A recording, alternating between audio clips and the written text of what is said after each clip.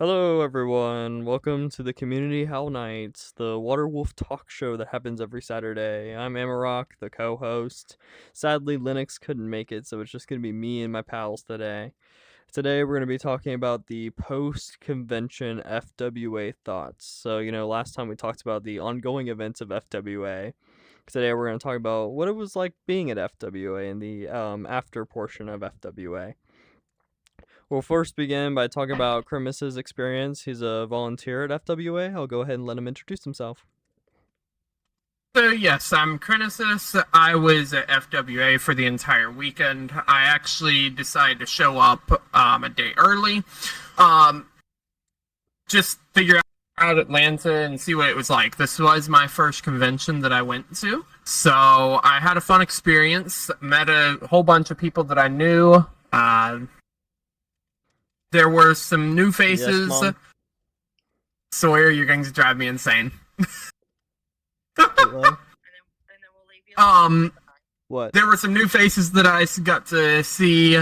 Made a lot of friends. Met existing ones.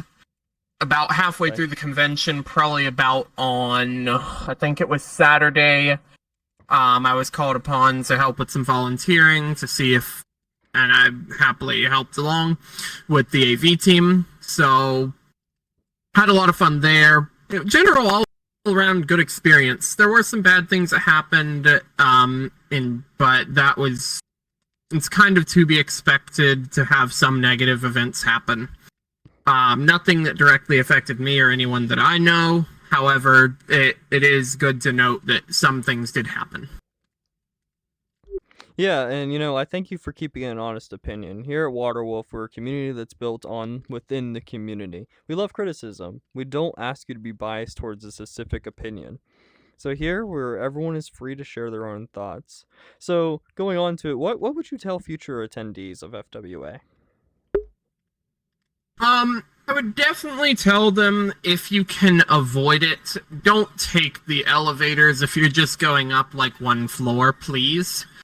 It puts unnecessary strain on the elevators in the Marriott and all of the other hotels.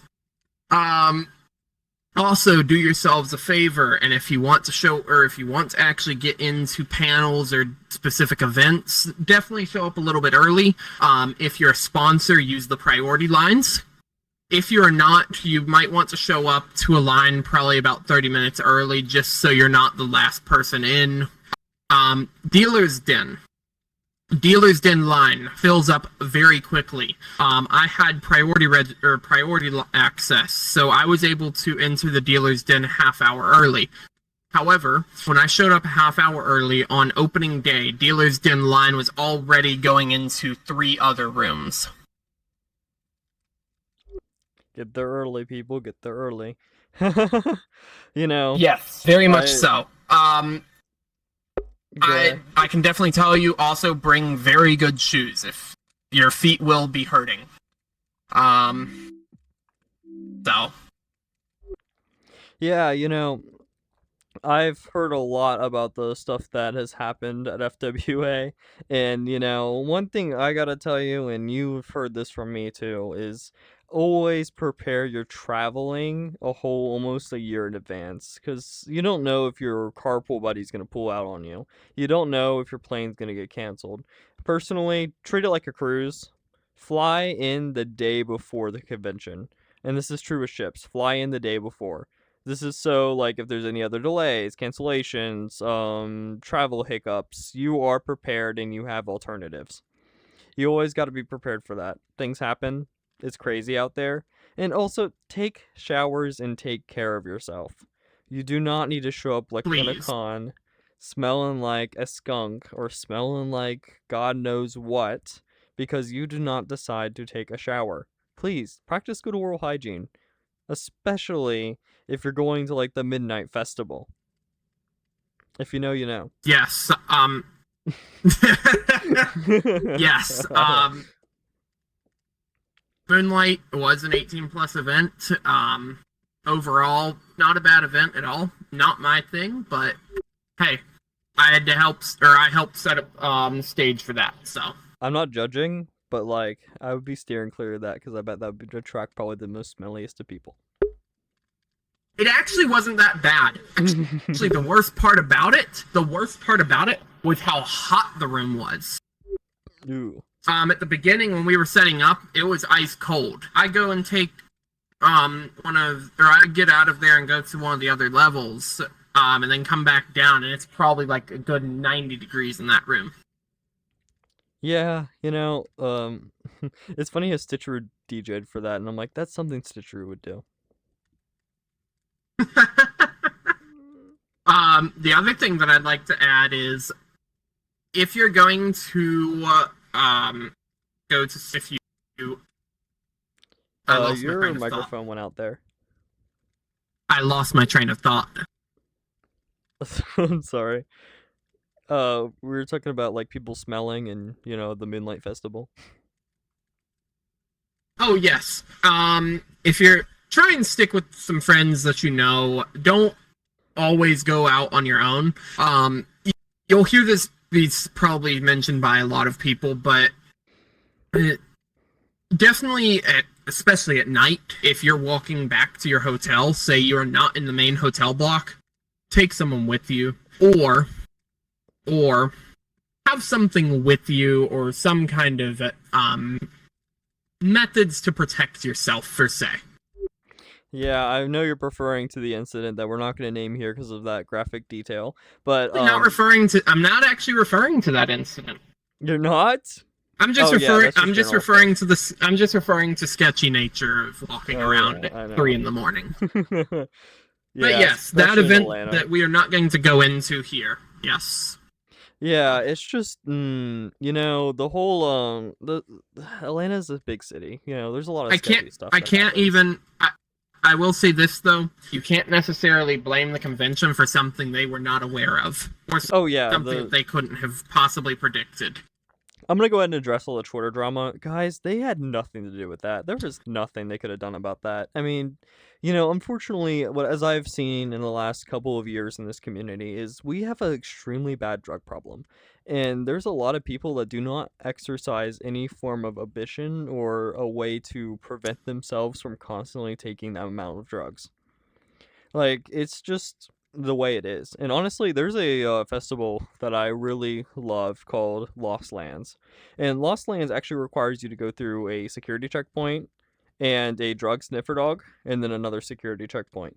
They're actually one of the most strictest conventions out there. I mean, not conventions, but music festivals. It's funny because the only thing that they are not known for is they're still clothing optional like many other music festivals. But they're one of the strictest about drugs and other stuff like that. And, when I'm thinking about attending Lost Lands, and security at music festivals is one of the things that I always take in account, especially because their drugs flow pretty high, alcohol gets high, tempers flare, people get started in fights. And honestly, that's why I like the festivals that hire security. And, one thing that FWA can improve upon is maybe maybe it's the hotel that knows that this is coming. They should probably prepare for more security. And I think there should be some more higher security in place. Now, there is already a lot of security in place, but I feel like going forward, there should be a consideration of the risk factor involved. When we go plan for events, there's always some sort of risk that has to be accounted for and how to address the problem. I'm probably going to get absolutely flamed for this, but I will say it probably doesn't need to be to the full scale of like multiple security checkpoints and drug sniffing dogs, but yes, security definitely could be brought up a little bit. Or see, it's a double-edged sword, because at what point do you start bogging down entrance between the hotel spaces and convention spaces if you're going in and out so frequently? Yeah. It's one of those things you can't. And also, you have to staff those the entire time. You can't, if I recall, I think around 3 and 4 in the morning, everything was dying off. So, it's one of those things, it's like, at that point, are they going to just stop policing it? Are they going to continue into the morning? There's a lot of openness when it comes to security policies there. So... Yeah, I agree with you on that. I think the staffing would be a major problem if they were to have it require any security checkpoints. Also, that would mean they would have to I don't probably even think it'd be close a lot of convention. I entrances. don't even think. Yes, and I don't even think it'd be convention staff. I think it would actually be CSC staff, like they've done, or like they had there as well. Yeah. You know, those contracted event staff companies? Yeah. Yep. However, also, you bring up a very good point with closing a bunch of entrances. Now we have lines to get into the building where we already have lines. Yep. I know, I guess one more thing, you could do the mentality state where it's like, you tell them, like, look, it should be like a once you're out, one strike you're out sort of policy with drugs, where as soon as they see it, you should be ejected. And honestly, I feel like that's what the kind of It's already enforcement what the policy is. Yeah, but I feel like they should kind of crank her down on it. If they can, of course. But I feel like they should make that more relevant, or whatever the word is, make that more known. I just There was a lot of drug related incidences, and I feel like people I feel like the word the masses is people just need to learn what their limits are and what these drugs do to people. I mean, there's a lot of bad stuff that keeps happening because of these drugs. And guys, it just ain't worth starting it. Just get yourself off of it. Like Michael Jordan said in McDonald's, stop it. Get some help. Yes, in all seriousness, like we're laughing at this now, but it's a very serious topic. Do not get yourself into a situation with them. Yeah. So, is there any other thoughts? Oh, sorry. My bad. For all parties involved that had bad experiences with the convention, it's very unfortunate that you had those experiences, and the convention and the community aims to not have that happen. But it's impossible to bring it down to a level of 0. It's just physically impossible, unfortunately. Indeed. Be safe out there. Know your roommates. Know who you're going with, and yes, also very have much. Fun. Actually, very much so. Know who you're rooming with. Do not get yourself into a situation that is either A, unsafe, or B, one where you don't have a fallback plan. There are cases where you can get into very high tensions, your roommate. And you could be in a situation where you are either kicked out of a room or something along those lines. I know where that happens to people that I know. Honestly, this is why, like, know your subway routes. I know Atlanta is a weird place, but know your way around. If you know like a good subway line, like get your own hotel and then just take the subway in. I know it's a longer commute, but it's worth it to not have to deal with any of that commotion. I personally liked, probably next year I would go in one of the main hotels on lower floors. Just because I'd rather be close to the convention space, so I can, if I had stuff that I wanted to bring from my room to a certain event or back and there and back, I don't have to go all the way out to the hotel that I was staying at, which happened to be the Westin in this case. Yes, it was only about a block and a half away, but that's still a block and a half where I have to leave the convention space, go and grab my stuff, and carry it back up a hill. Yep. Yeah, you furries do not travel light, my man. I hear so many stories of y'all bringing more than 5 suitcases. I'm like, how do y'all even fly with that? Well, for me, in my case, it was like, I only brought 1 bag into the convention space, maybe 2 at most when I had my camera with me, but then I tried to consolidate those together. But there were times where I wanted, like, hey, I really wish I had my laptop with me for this one quick one-off thing. But, oh wait, it's at the hotel. Never mind. Yeah. So, how was it like with the Waterwolf backend? How was that with running with the convention, if you had any experience with that? So, I monitored Stage Sync a little bit, so I was volunteering with the AV team, so I got to work on that with Null Ref and others. It wasn't bad. Mainly, for the most part, it was just monitoring and making sure the stream was healthy, going out to the portal world. Fidelity handled the gateway itself, and we just handled the video stream going in that was doing stage sync. If anything happened, we dealt with it, but to the best of my knowledge, nothing major happened. Yeah, so Waterwolf had 2 instances, Ferality had 1. Okay, I actually did not know that. That's what Isaac told me. Yeah, we had 2 portal instances, Waterwolf had 1. I mean, sorry. We, as Waterwolf, had 2 instances, Ferality had 1. Okay. Yeah, which I guess that's better. I don't know why Ferality crams them all into 1 instance, but maybe it's because they only have 1 screen and we had more than 1. It's because they only have. I will say this: they only have 1 portal screen. In the stage, they have another portal in their gateway room, which is their own world. Yeah. You know, speaking of VR portals, I got invited to host one at Furball. I mean, is it called Furball? I don't know. I just got a DM asking me to moderate it, and I thought that was a great idea. But honestly, I feel like there's just room for innovation with portals. I do think like there could be a cool option where more than 1 instance is open, but what happens is they just alternate between them, and it would just tell you at the top if it was live or not. And I feel like that would be really good for engagement. And, there'll be a 30-second timer before it switches instances. And, I feel like that would try to help people have that opportunity to be on the portals and have when it alternates and stuff like that. That could be a possibility. We might want to bring that up with some people internally at Waterwolf and see what we can do there. I don't know if we're going to be. I don't know the logistics of the gateways in the future. I don't know if we're going to be handling the portals next year. Don't know how it's going to work. It's all open. So, oh, yeah. and I don't have all the information on that. So, also, I've got a Lasky asking me if we're about to, or if he's able to speak, because he's only got 17 minutes left. I think I'm actually going to go ahead and wrap it up here and say, overall, good event, FWA. I would probably go back next year. I also have some benefits due to my volunteering, so it's more incentive to go back next year. Definitely, if you guys see me around, I'd love to say hi. But if you have any questions, feel free to reach out to me on Discord. Name is Crinisus, Crinisus. Same thing on Telegram. Feel free to reach out.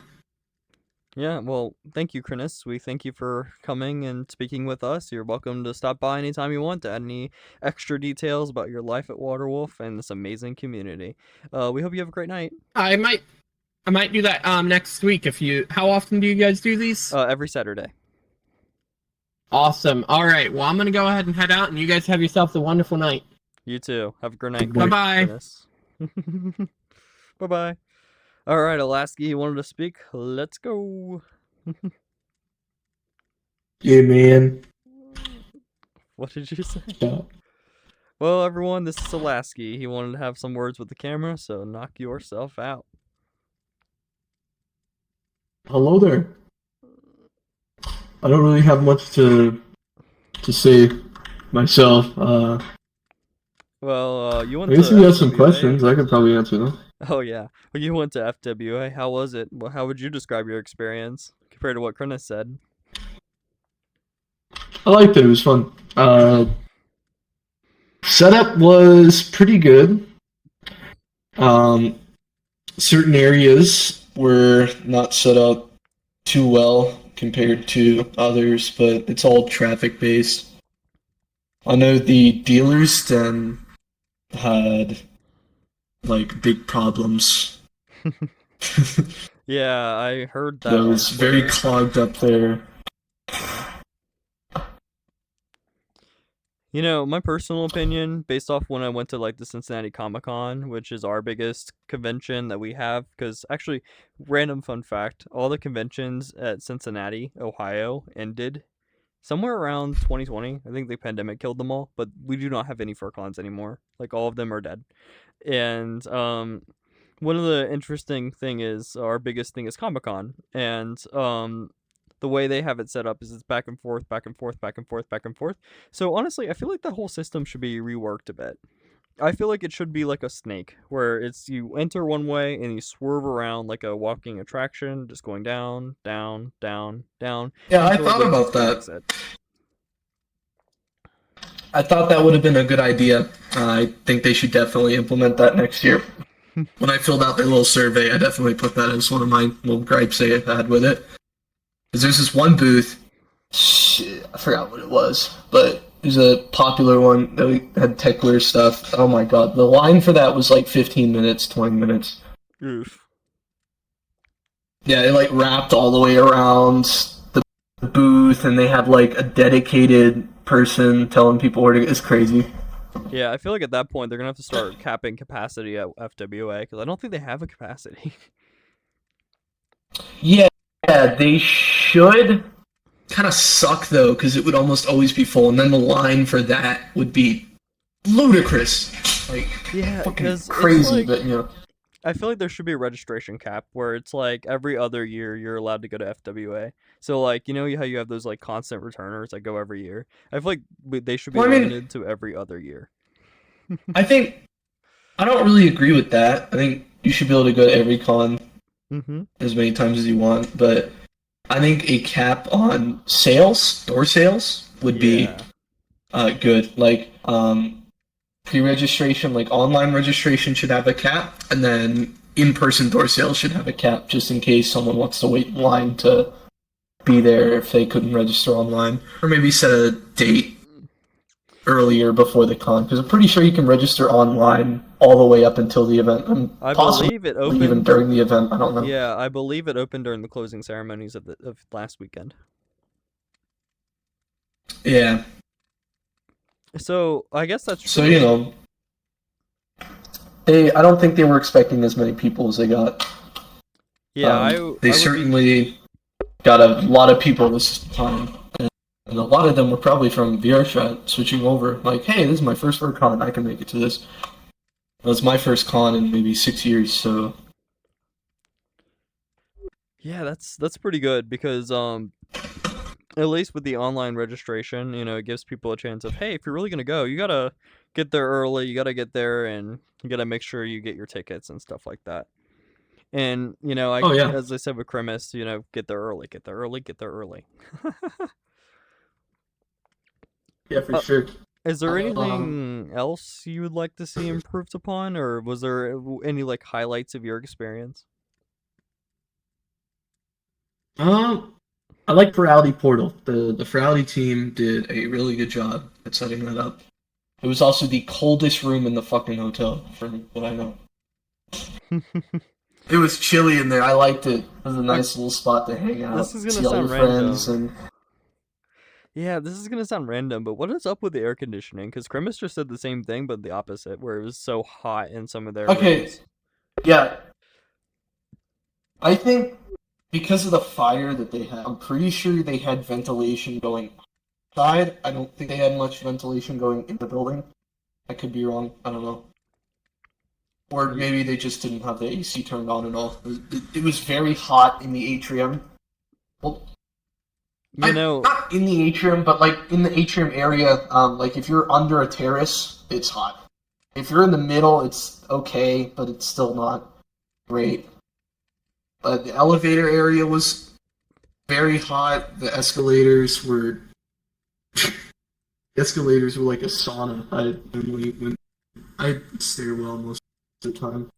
Oh yeah, because I heard like the elevators were all over the place because you know, me as an engineer, I heard that 7 of them were broken, and I'm gonna go ahead and bet is because the safety gardener, which is that little extra rope that connects to the motor room, goes around this little circular thing, and when it reaches a certain speed or has some sort of vibration, it trips and shuts down the elevator. And you know what's funny thing is, all it takes, and especially in Otis equipment, all it takes is like a little jump, and then boom, it stopped. I have learned... I went to the Hilton. Oh, you were at the Hilton. There was a line in the elevator. Oh yeah, all the panels and the dealers area were in the Hilton. Everything else was in the Marriott. I liked that a lot. Yeah, it spread out. So you know, it fans people out.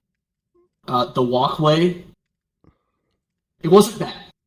I didn't have to wait to get from one side to the other, but I did have to be in like a sea of people. So like there I wouldn't call it a line, but it was like, you can only go one ski because there's just people everywhere. Oh yeah.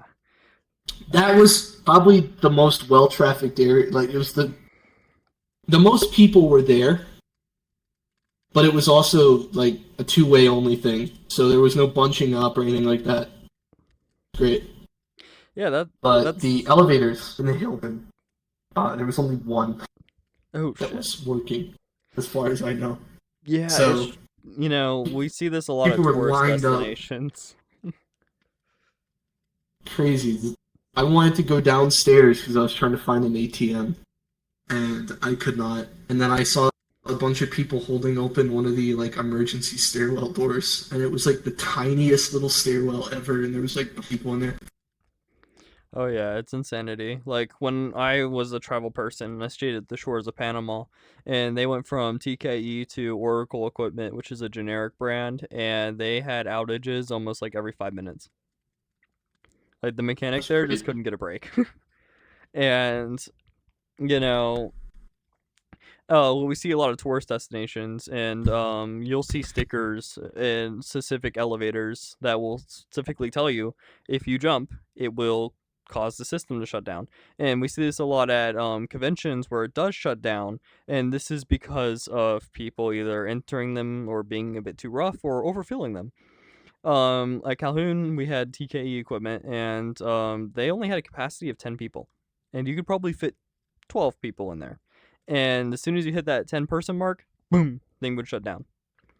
So it does not surprise me that these conventions run into so many like transportation issues, because like I know how fragile these machines can be, because safety first. I think more like your or like just volunteers in general would be great for high traffic areas. They had some people directing a bunch of guests. Like in the Hilton, they had a one-way going in, one-way going out. It was very good. Everything else was horrible though. Yeah. So I know you wanted to talk about this, but what was your opinion on Bon Voyage? Oh, Pedro? No, Pedro, yeah. I don't know. It's like, I don't see why it would be an issue all that much. Like, I get if you can see from far away it might look like done, but I don't know. It's a Disney character holding up like a fucking rifle from a movie, holding it up like Simba. It's like, no one's gonna look at that. Not a reasonable person will look at that and say, "Oh my god, shoot me." There was armed police where I don't think I walked more than a minute without seeing some sort of security or police. Like, they were everywhere, and I bet you there was probably a security or police officer up on the loft where he was. So, from a safety standpoint, it was fine. Yeah, my personal exception. From like policy though, what were you gonna say? Oh, sorry. But what I was gonna say is, with the Twitter announcement of the new weapons policy at FWA, I feel like there should have been a exception where it's like if you wrap it with like colorful rainbows, like they do in Call of Duty, those weapon skins. I think that's fine. Yeah. I think that would pass. All right. I know I'm coming. I'm still recording something. I guess I'll just talk to the camera though. I will be there in a minute. My opinion, but to add on to that, I think that would pass. I don't think someone's gonna look at like a rifle or a pistol or whatever, like bright pink, and think, "Goodness, scary." Yeah, that should be fun. And then the policy thing, it was always policy that you can't have tactical anything, no gun resemble anything. And I was kind of like confused when I saw a bunch of people in tactical gear, because I would have brought fucking tactical gear. I have a whole kit that I use for airsoft, and I was like, oh well, it's the rules. I won't do it. And then I saw a bunch of people with it, and then I saw, I think I actually saw the cosplayer that originally had the M16 rubber, whatever the hell. I thought it was cool. I was kind of confused though because of that, and I think the whole FWA announcement. I don't think they are changing their policy. I think they're just saying they're going to make it like they're going to enforce it because they obviously didn't enforce it this event, They did not and that's enforce it. totally fine. If they want to do that, and as much as it sucks, I think you should just go with it because that was technically always the rules. It's just that people there didn't know much about it. I know when I registered, we had the minor form, whatever, because I'm 17, and fucking yeah, they were confused. They're like, "Well, you can't be here by yourself." I'm like, "No, it's here. It's notarized." And they're like, "Oh, we'll go over here." I went over there, and they're like, "Oh, we'll go over here." So they didn't really like the registration stuff. It was kind of hit or miss. And if they got that thing peace bonded at registration stuff, then I guess I can see how stuff can get through. And I think it's a good thing that they said they're gonna toughen up on it. Yeah, That's just my thing. I I would agree with that. I think it does need to be toughened up. And also, I've heard a lot of complaints about the registration staff and like some of the issues with staff not really caring that much about the registration problems, but that's a Crimus thing because he mainly deals with that stuff, and I'm sure he would say like, yeah, it happens, and it really is unpreventable. Really, they don't get paid for it. Oh They're yeah. all volunteers. They probably just had a long day, so I totally get it of why Yeah. slip ups like that happen. Yeah. Well, is there anything else you'd like to add about your FWA experience? Uh, the stage was cool. The stage thing was cool. I got to sit in the AV booth with, I think Backsynth was there, Emo was there, Lars was there. Lars was awesome. Becky, I was chilling with them for a bit. Most of my convention experience was I was in the portal, the VR chat meet, and I saw a bunch of my friends. I didn't really do any panels. I did some shopping at the dealer's den. I was only there for like 7 hours, and I had to go home. So I don't really have much to say about it, but it was fun. I liked it a Yeah, lot. that's really great. Is there anyone else like Definitely gonna go Swear? again next year. Oh yeah. Is there anyone else like Swear or Cynic that want to say anything about FWA? Do you want to say anything? I I didn't go there. I don't have anything. Uh, Nothing for the talk show. I didn't Come go. on, I say had something, to. Sawyer. I gotta go. Yeah, well, Alaska's heading out, so do y'all want to come in here and Yeah, give it a shot? Come on, thanks for come on, having me. audience, There's come sync. over here. There's sync. Goodbye, people. Yeah, see ya. Remember, drink water. You actually live streaming this? Where are you live Yes, we're streaming live this? streaming this too. Well, we're not On what re-recording channel? it because we had issues with Being Linux not being here. recorded. Yeah, Linux isn't here, Oh. so this isn't going on the Waterwolf stream or archive. I'm sending it to him, so Yeah. maybe he'll post it later. But anyway, do y'all want to Yeah. come up here? No? Alright. Well, I think I'm gonna end it here. Thanks for coming. I have to go prime a pool pump. I'm Amarok as always. My DMs are always open. I don't bite. I am a little busy. But feel free to stop by or ask to come on our show next time. I thank Isaac and the Waterwolf team for making this official. I thank you all for the great support you've given us and me and Linux, and I thank you for accepting Linux with open arms when I gave you all a heads up that he was looking for another place after Ferality. Thank you all for coming. Thank you for watching, and hopefully we get some more topics going. This has been an amazing thing, and